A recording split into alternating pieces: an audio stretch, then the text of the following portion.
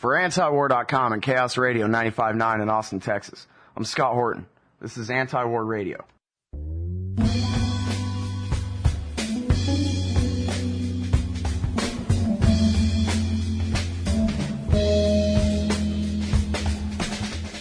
Our next guest is Petra Bartosiewicz. She's an independent journalist who has written for all kinds of things, and I'm looking particularly right now at The Intelligence Factory, How America Makes Its Enemies Disappear at Harper's from last November. And then also her website is Petra Bart, so that's pretty easy to spell, petrabart.com.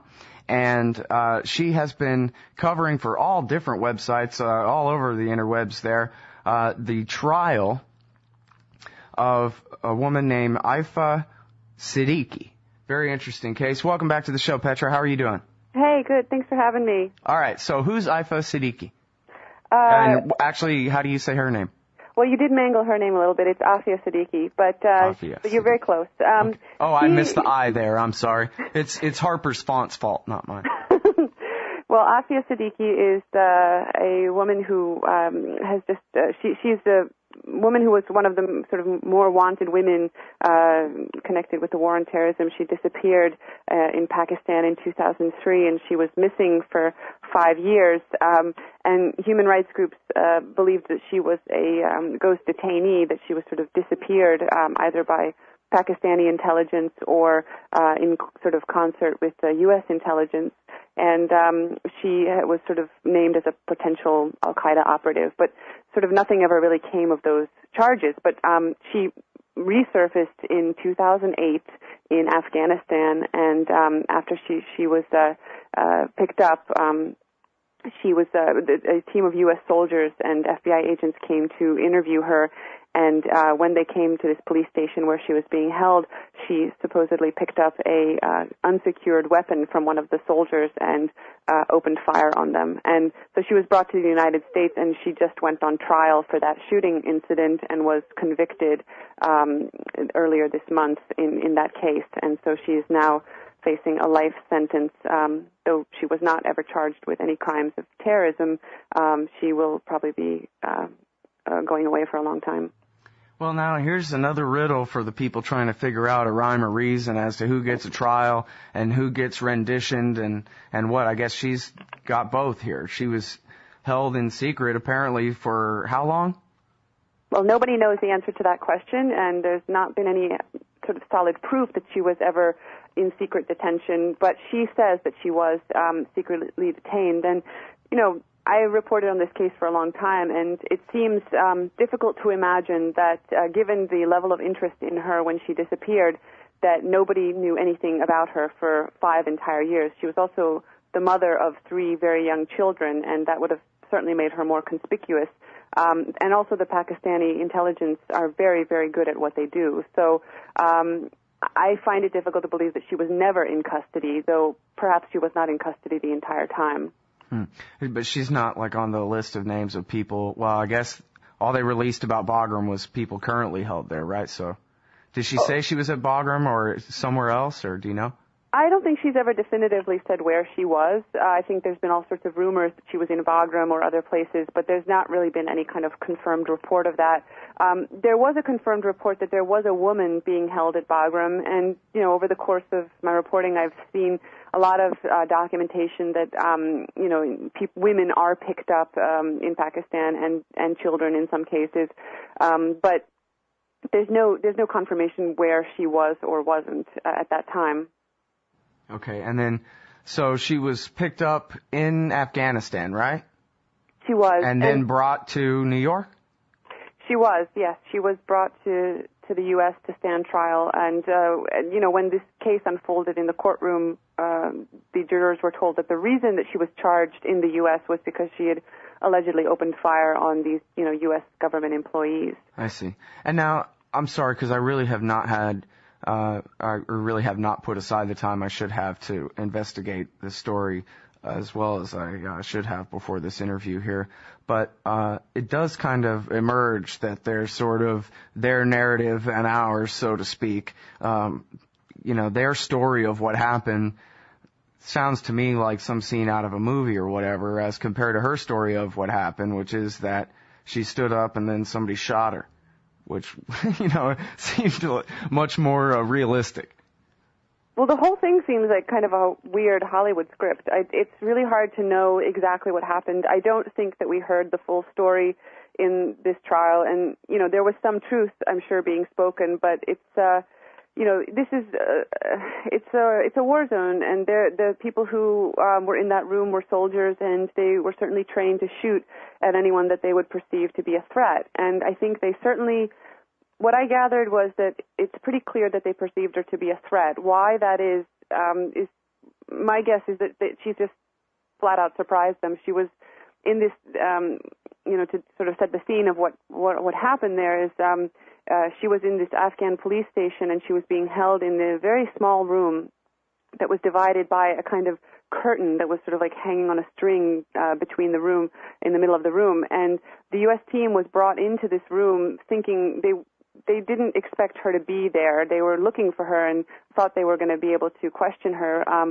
But they just certainly didn't, I don't think, know that she was behind this curtain. And she was also unsecured. She wasn't like tied up or anything. And she herself told on the stand that she wanted to escape, and she knew that she was probably going to be handed over to the U.S., and she told the jury that she didn't want to go back to a secret prison, and that's why she tried to escape. And she moved towards this curtain to kind of see if she had a shot at it. And, at that point is where the stories kind of divide. She says that she just simply surprised these soldiers, and one of them had actually put down his automatic rifle, and so she was definitely near that rifle. The soldiers say she grabbed it and shot at them. She says, I just kind of was there and I surprised them and they shot me. And the case really boiled down to her word against the word of all of these eyewitnesses who were in the room, meaning the soldiers and the FBI agents, because there was actually no forensic evidence. There were no fingerprints on the gun. There were no bullet holes from the gun. There were no shell casings from that rifle that would tie her to the actual shooting. Well, now, I remember reading in here that the prosecution, because I guess under the Brady ruling, they have to turn over any exculpatory evidence to the defense. And wasn't it the morning of the last day of the trial or something where the prosecutor turned over to the defense, oops, looks like we have some pictures from that morning that say that the bullet holes that we've testified to actually already existed before this incident supposedly occurred? And then, so that's all I know about that. So does that not imply that they had attempted at least to present evidence that, look, here's bullet holes in the walls from where she shot this M4 rifle? Yes, and I mean, I think that strategically, if you're the prosecution, like, you did not want to have to discover that in the middle of the trial. Like, I don't think that this was some piece of evidence that they were sort of holding to their chest. What I heard happened is that basically there were these two holes in the wall where a number of the witnesses said, yeah, when she shot, it went into this corner of the room. And there happened to be these two holes in that wall, and that became this subject of fierce debate in the trial. Like, are these the bullet holes from the M4 rifle, or are they not? And the prosecution's witnesses were saying, yes, they could be, and the defense was saying, no, there's no way they could be. And apparently, after the defense expert said, like, there's no way that they could be, the prosecutors went back to review this press conference that was taped in the same room where the shooting happened, but like the morning of, like, the shooting had not happened yet. And they were looking at that footage, and they saw this wall with the holes there, and they realized, like, oh, okay, that actually means there's no way that those were the bullet holes from that shooting incident. So they did turn it over to the defense, and then, it really undermined the prosecution's physical claims about what happened in that room, but ultimately it didn't matter because they had these testimony of these eyewitnesses, and Siddiqui herself took the stand, and the jury believed the 6 eyewitnesses versus her. Well, did you? I mean, it seems plausible, right? Okay, so here's the scene. It's like a hospital room with a curtain divider. The soldiers don't know she's there. One of them sets his rifle down. She says she wants to escape. There's a rifle on the floor. It's plausible enough. She picked it up and tried to shoot at these guys, right? Or did it seem to you like, 6 people were up there saying different things, or what's the story here? Well, I can imagine in a shootout like that people will see different things and focus on different things, because I'm sure it's a very chaotic scene. And it was like this tiny room, and there were like 15 to 20 people in there. Wow. But that said, there were some significant differences in their accounts. And, I'm someone who wants to believe that everybody is telling the truth, but that's sort of just virtually impossible in this case. Somebody is lying. And I think, though, that from what I could tell in the testimony that came out in the trial, the truth is somewhere in the middle, probably. Like, it seems that clear that, she was there, they were there was a curtain, she went towards it, she tried to basically get out of there, she surprised them. That much is pretty much agreed on, even despite the little discrepancies. The question then is, like, did she have some bad intent, and did she actually reach for this gun? And even though some of the eyewitnesses gave, like, this very vivid testimony of her, like, wrestling with the gun and that she got some shots off, like, the physical evidence doesn't really support that necessarily. And they also described in, like, vivid detail that she just fought like crazy after she was shot, to the point where she was kicking them and screaming. And this is after she's been shot in the gut, basically, and is bleeding very severely and is now handcuffed. So, I mean, I don't know. It seems hard to believe that a woman who is really, really small, and they admitted even, like, to punching her in the face at that point. So you'd think that, I mean, if someone shot me in the stomach, I doubt I would be moving around after that. Well, and so let me make sure I understand this. You're saying she's on one side of the curtain, and there's how many people, 15, or how many on the other side? There were at least, I think at least a dozen, maybe 15. There's no final number, because some of the people in the room were Afghan officials from the Ministry of Interior, and some police officers, and some counterterrorism officials. So the final number isn't quite clear, but I think there were, like, at least a dozen, and by some counts as many as 20. It's a tiny room. But nobody was hit by her supposed M4 fire. I know, this is like the miracle JFK bullet. There's nobody. Like that scene in Pulp Fiction, right? But these bullets, if she shot them, hit nobody, hit no wall, apparently, didn't hit the ceiling, didn't break a window.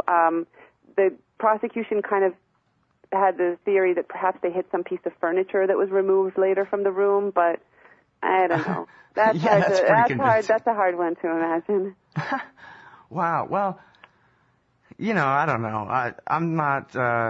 I'm not really trying to take any side here, other than the whole presumed innocent, like in our basic traditions and things like that. But this really doesn't seem like they have much of a case, and it does sort of seem like, well, at least the best I understand it. I used to be a big fan of Matlock when I was a kid, if ever I was homesick from school or whatever. And I'm thinking about it like him, like, okay, so closing argument is, so she shot into a room full of people, didn't hit anyone, and now they don't even claim anymore that she even hit the wall. They think maybe the bullet hole was in something portable that now isn't there anymore. Give me a break. This whole story's nonsense. But she was convicted anyway. Did her defense team present that argument well? Did they have a chance to say, now, ladies and gentlemen of the jury, we've heard a lot about holes in walls throughout this trial, and yet now the prosecution admits that, nope, these holes were already there before this supposedly happened. How could their case not completely fall apart there? Well, because they had the eyewitness testimony of, decorated soldiers and FBI agents coming in and all raising their right hand and saying that she picked up that gun and shot.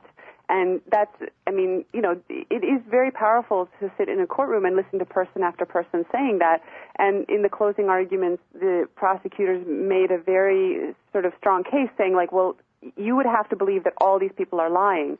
I personally think that there is potentially a different story here that doesn't, I think that, in a sort of combat situation, which this was for sure. They're in Afghanistan, in a very sort of deep part of Afghanistan. Ghazni is not, I think most of Afghanistan is dangerous, but this is a particularly dangerous area. And, they are trained to shoot when they see someone who is, posing what they perceive to be a threat.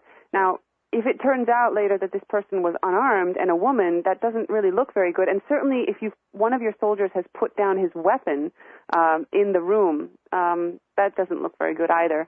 So, I think that whatever happened to her during the time she was missing, it was an isolated thing. This incident in this room, in this police station, was isolated from that. It was a kind of, I think somebody messed up, and but they were able to say on the stand, she picked up the gun and she tried to shoot us, and that's why she got shot. And, it's a war zone. There was not time to put a yellow tape around the scene, and that's why the evidence wasn't secured. Yeah. Yes, we didn't find bullet holes. That doesn't mean that they weren't somewhere else. Yeah, right. Evidence of absence and all that.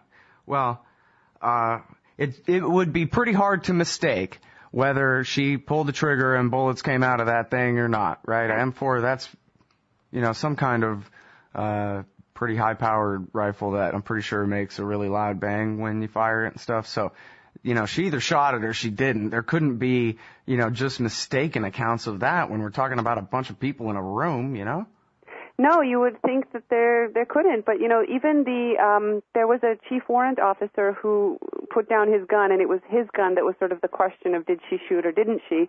And he came into the courtroom and he gave testimony, and at one point he said, the first thing I saw was her, facing me, and she had squared off and looked like she was about to shoot.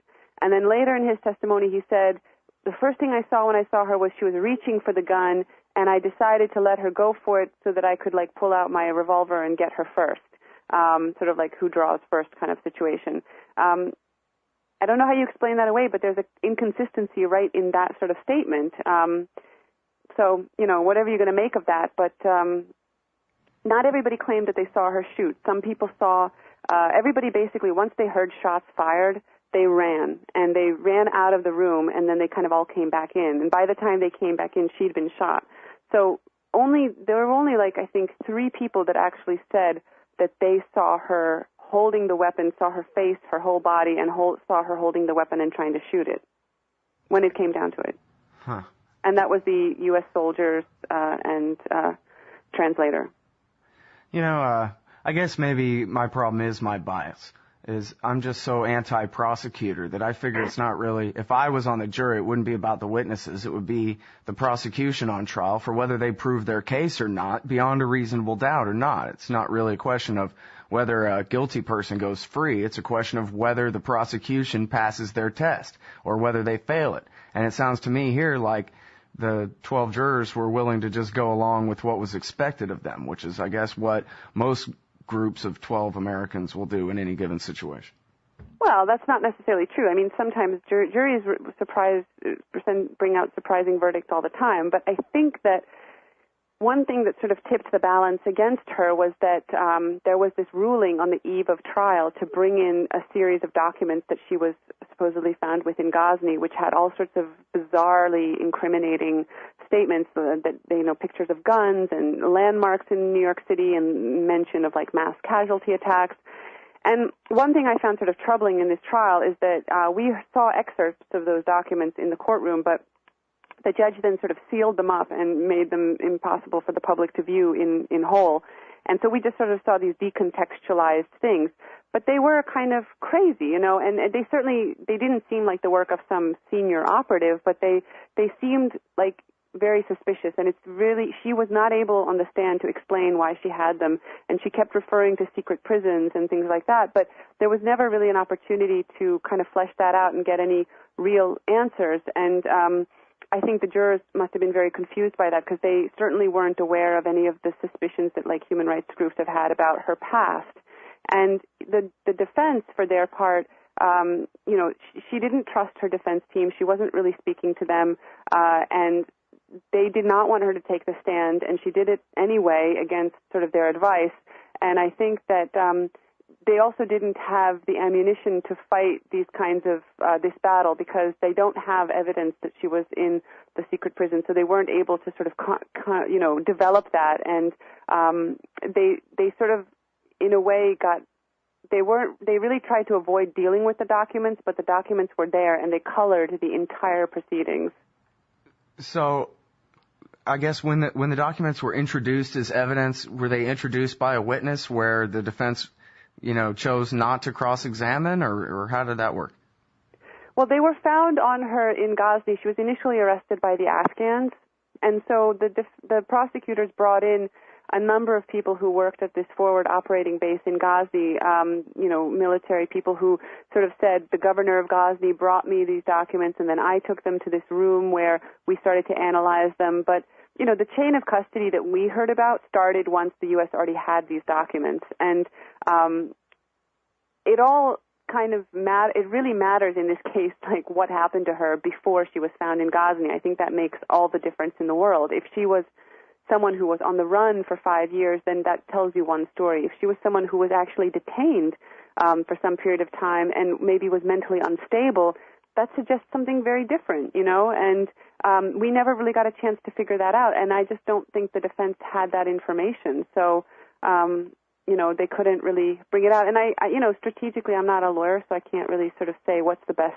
strategy. They lost. So, but who knows if those documents had not been introduced and she had not testified, whether it would have had a different outcome. I just couldn't say. Yeah. All right, everybody, it's Petra Bartosiewicz. She's an independent journalist. She's got articles all over the place. You can check out her website at petrabart.com. And she has a new book. Is this thing, when is this coming out? The Best Terrorists We Could Find. I think it's coming out early next year, so it's going to be a little while still. Yeah, well, they keep coming up with these cases. And there's so many, I guess, since the last time I interviewed you on that subject of all the wide and varied sort of bogus cases that the Justice Department had prosecuted through the Bush years, we've had quite a few, at least questionable, situations around the country. The Denver case and all that, I don't know nearly enough about that. Have you been covering that? The guy from Denver? The underwear bomber guy? No, the guy, I'm sorry, I forget his name, but he had family in New York, and they made a big deal about it last fall. I don't know what's happening with that case right now. That it certainly hasn't gone to trial yet, and I'm sure it won't for a while. I haven't been following that one as closely, but I've sort of been looking at how finally, all these years the focus was on Guantanamo and enemy combatants and these indefinite detentions, and now the debate's sort of finally shifting to the federal courts because they're talking about bringing some of these detainees like Khalid Sheikh Mohammed to trial in the U.S. Mm-hmm. And so Aafia's case was kind of like a dry run for that in a sense, but her case is really not so different from so many others that we've seen since 9/11. And these questions about like secrecy of some of these documents that are shown that end up being like crucial in the case, those are just recurring themes that are not going away. And I'm sure that when the Khalid Sheikh Mohammed venue is finally decided, like that's going to be a really big issue. It's not. I don't foresee any change. I don't really see any changes happening in this respect. Yeah. Well, I saw an interesting footnote just the other day about the Detroit case where the Justice Department ended up prosecuting the prosecutor who framed up those 5 guys. And just recently, one of them tried to sue him, and the court dismissed the case and said all prosecutors have sovereign immunity no matter what they do, even though the Justice Department prosecuted him for what he did. Even though they only prosecute him to try to distance themselves, and they're the ones who made him do it in the first place, and we all know it. But anyway. Well, prosecutors do, I'm very familiar with that case, but federal prosecutors do have immunity from being prosecuted for misconduct during the trial. I mean, I think there's obviously exceptions to that, but like it just never happens. And in some of the research I've done, I was looking at, I was trying to find precedent for any kind of prosecutors being prosecuted, and I think this guy, the prosecutor in Detroit, was like literally one of the only, if not the only case I could find. On the state level, there have been, and there have been accusations that are really, really serious against certain prosecutors who are still working. I mean, these are in different types of cases, and there have been analysis done of like state level kinds of prosecutions where they actually show very serious misconduct. So there is kind of a question of being able to hold the prosecution also to a certain standard. Because there's plenty of rules for the defense attorneys, especially surrounding these terrorism-related cases, especially in terms of like how they handle evidence and things like that. Yeah, well, and even their rights to confidentiality and the rest of it. All right, listen, I know you got to go. I really appreciate your coverage of this story and your time on the show today. It's great stuff. Hey, thanks very much for having me again. All right, everybody, that's Petra Bartosiewicz. Her website is petrabart.com, and we'll be right back after this.